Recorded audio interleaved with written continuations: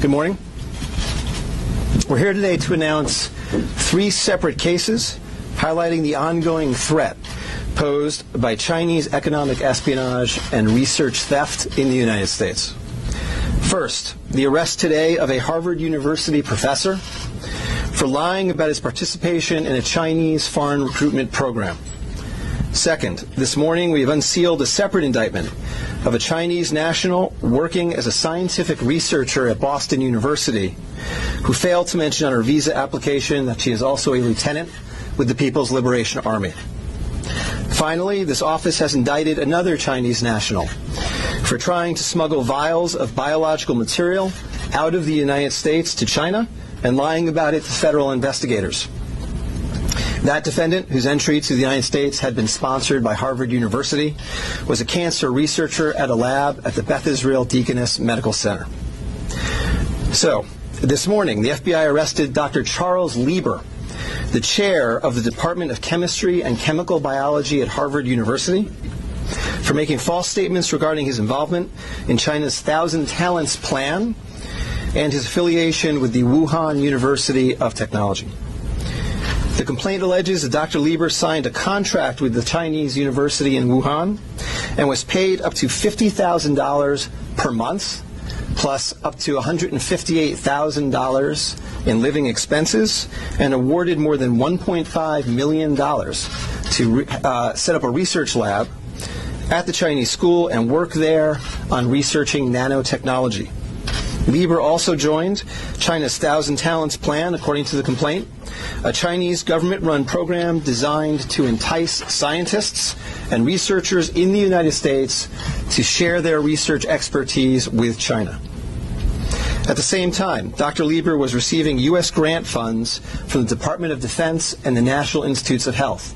National Institutes of Health spends up to $39 million a year funding medical research in the United States. Those programs required Dr. Lieber to disclose if he was working with, including receiving funding from, any foreign power. When questioned, Lieber hid his involvement with the Chinese entities, including specifically disavowing any connection to China's Thousand Talents Plan. Meanwhile, based on the complaint, it appears that China paid Lieber hundreds of thousands of dollars over the years for his involvement with the Chinese entities and for his work on research for Chinese gain. Also today, a federal grand jury indicted Yanqing Ye, a Chinese national, with lying on her J-1 visa application, making false statements to Customs and Border Protection, conspiracy, and being an unregistered agent of the People's Republic of China. According to court documents, Ye is a lieutenant in the People's Liberation Army, but she concealed her military connections while employed as a researcher at Boston University's Department of Physics, Chemistry, and Biomedical Engineering Center for Polymer Studies. The indictment alleges that a colonel in the People's Liberation Army and other military officers from the Chinese National University of Defense Technology gave Ye numerous assignments while she was in the United States, such as conducting research, assessing U.S. military websites, and sending documents and information back to China. In April 2019, Ye was questioned by customs officers at Logan Airport on her way to China. According to the indictment, she lied about her involvement with Chinese military projects. A border search of her electronic devices showed that Ye had compiled information for the People's Liberation Army about 2 U.S. residents with expertise in robotics and computer science. Lastly, last week this office indicted Zheng Zhaozhang, a Chinese national sponsored by Harvard University who was doing cancer research at the Beth Israel Deaconess Medical Center.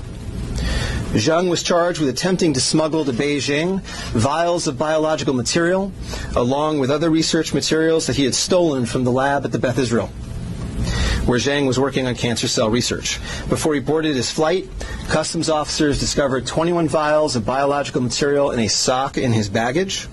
When confronted by the officers, Zheng initially lied and said he was not traveling with any biological or research materials.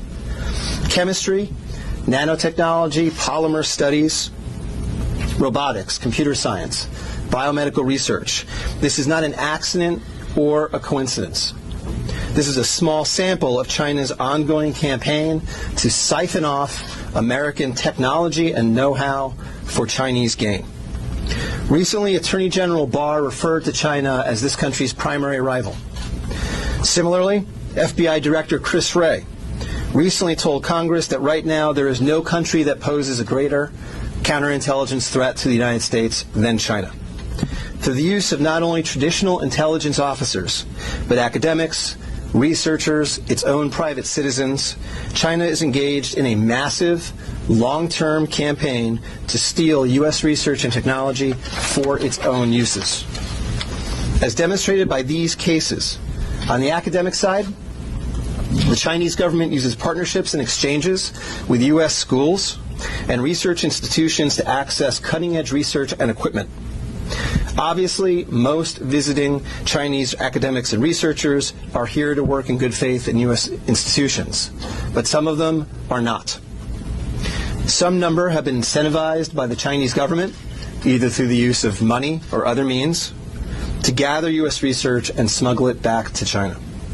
Because of the sheer scope of this threat, a year ago, the Attorney General created the China Initiative at the U.S. Department of Justice, designed to prioritize and aggressively prosecute Chinese economic espionage and theft of intellectual property. The cases we are announcing today are part of that effort. Boston is an especially attractive target for this kind of exploitation, and universities and research institutions and tech companies in this area must become sensitized to this threat. Our community benefits greatly from the diversity and talent of international visitors and our partnerships with foreign institutions, especially research institutions. But Chinese economic espionage and theft is a real and daily occurrence that we must begin to confront. As the world struggles to contain the new virus, a new speculation from the Chinese scientists who believe it may have originated at a research facility not far from the Wuhan fish market. While they say more research needs to be done to find solid proof, such labs are known to contain disease-ridden animals, including hundreds of bats. Our Kim Hyo-sun with the details. Amid the continued spread of the COVID-19 virus, there's rising speculation the virus could have originated from a government laboratory in Wuhan, rather than the widely held belief that it emerged from the city's Huanan seafood markets. Citing a report published by Chinese scientists, a Chinese-language newspaper published in Hong Kong, Mingpao, and the British daily The Mirror, explained Sunday that the Wuhan Center for Disease Control, or WHCDC, could have spawned the contagion in Hubei province. According to the report penned by Bo Tao-xiao and Lei Xiao of the South China University of Technology, the research lab, which is only 280 meters away from the Huanan seafood market, kept disease-ridden animals, including more than 600 bats. It stated that while it's plausible the virus was leaked from the lab and contaminated initial patients in this epidemic, more solid evidence is required through future study. The report also raised a possibility that the Wuhan Institute of Virology could have leaked the virus while it was carrying out tests involving Chinese horseshoe bats. Against such a backdrop, an article published by the Washington Times late last month is garnering attention as it raised the possibility that the disastrous outbreak could be the accidental result of biological weapons research. This comes as a renowned law professor at Tsinghua University in Beijing, Xu Jiangren, is known to be missing after publicly condemning Chinese President Xi Jinping for failing to contain the spread of the virus at an early stage. He even added the condemnation could be the last message of his life. Kim Hyo-sun, Arirang News.